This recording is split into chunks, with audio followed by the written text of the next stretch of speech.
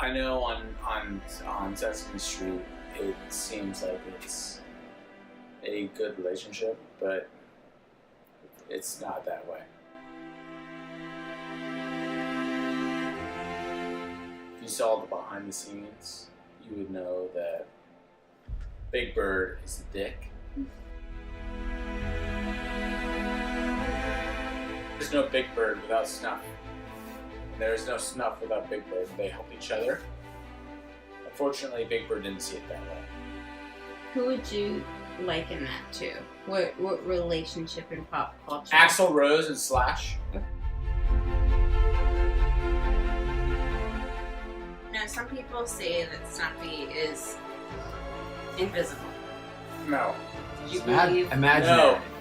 No. Do you believe that? So Slash is Snuff, and Axl is Big Bird, taking all the credit. Unfortunately. Stop it! This is my segment. Steve. Oh, thank you.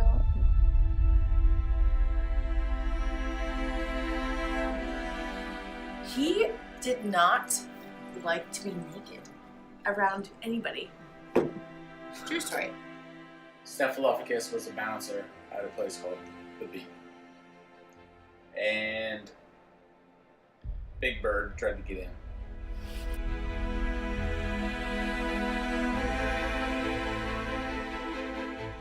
And he said, "What the hell is this? I have a beat. I should be able to get to the front."